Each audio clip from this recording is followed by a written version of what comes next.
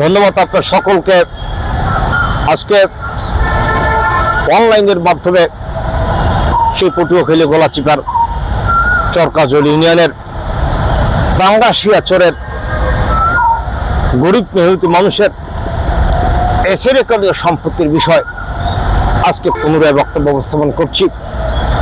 ইতিমধ্যে এসেরেকালীয় মালিকরা আমাকে বিভিন্নভাবে ইনফরমেশন করেছেন। আমি সশরীরে সে পাঙ্গাশিয়া চরের সম্পত্তিতে গিয়েও কয়েকদিন আগে লাইভ করেছি।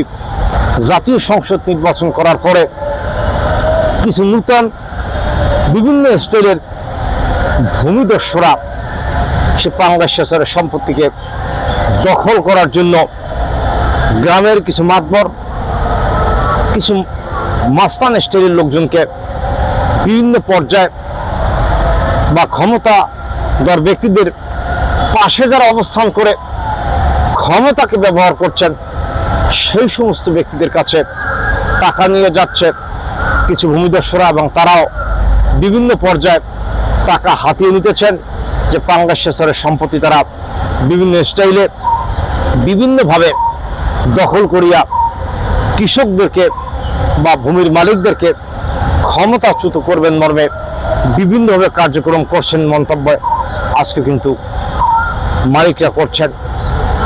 আমার ভূমি সংশ্লিষ্ট কর্তৃপক্ষের কাছে বক্তব্যটা হলেন, আপনারা গলাচিপা উপজেলার যারা ভূমি সংশ্লিষ্ট কর্তৃপক্ষ রয়েছেন, আগামী দিনে পাঙ্গাশিয়ার এসেরেকালীয় সম্পত্তি এবং বিজ্ঞ যুগ্ম জেলা জজের রায় অধিকৃত সম্পত্তি যেন কোনো ব্যক্তি দখল করতে না পারেন এবং কোনো অবস্থার জন্য কৃষকদেরকে দখলচ্যুত করতে না পারেন, সেই বিষয়ে ভূমি সংশ্লিষ্ট কর্তৃপক্ষদেরকে সজাগ থাকার জন্য আমি উদ্যোক্তা আহ্বান করছি।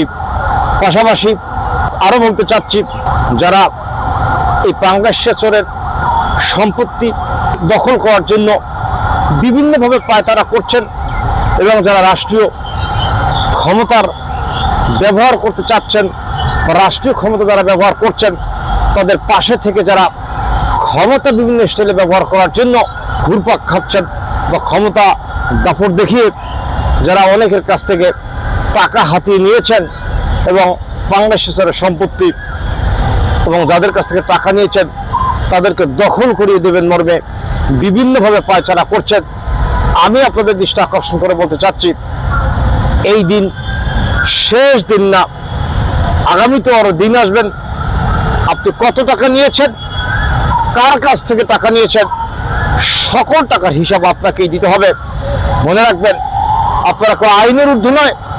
এই পাঙ্গাশিয়া চরের সম্পত্তি যদি কেউ বেআইনিভাবে দখল করতে চায় এবং কেউ দস্যুতার ভিত্তিতে ভূমিদস্যুতার মধ্য দিয়ে দখল করে মালিকদেরকে দখলচ্যুত করতে চায়, অবশ্যই তাকে এই বাংলার মাটিতে আইনের আওতা আসতে হবেন।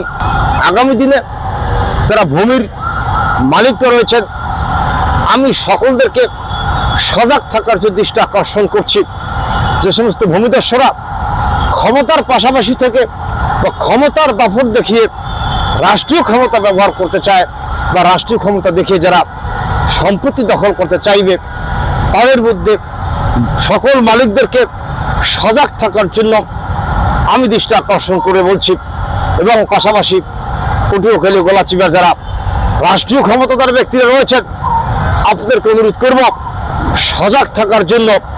আগামী দিনে কেউ যেন জোরপূর্বক পাঙ্গাশিয়া চরের কৃষকদের সম্পত্তি বেদখল না করতে পারে, সেই জন্য রাষ্ট্রীয় পর্যায় থেকে শুরু করে সকল প্রকার পদক্ষেপ নেওয়ার জন্য আমি আপনাদেরকে উদ্যোক্তা আহ্বান করছি। এবং আমার বক্তব্য শেষ করার পূর্বে পুনরায় বলতে চাচ্ছি, পাঙ্গাশিয়া চরের সম্পত্তির যারা এসেরেকালীয় এবং রায় অধিকৃত সম্পত্তির মালিক রয়েছেন, আপনারা সকলেই আপনাদের ভূমির দখল নিয়ন্ত্রণ রাখার জন্য সজাগ থাকবেন, এই উদ্যোক্তা আহ্বান করে আমি আমার সংক্ষিপ্ত বক্তব্য শেষ করছি। ধন্যবাদ আপনার সকলকে। সুস্থ থাকবেন।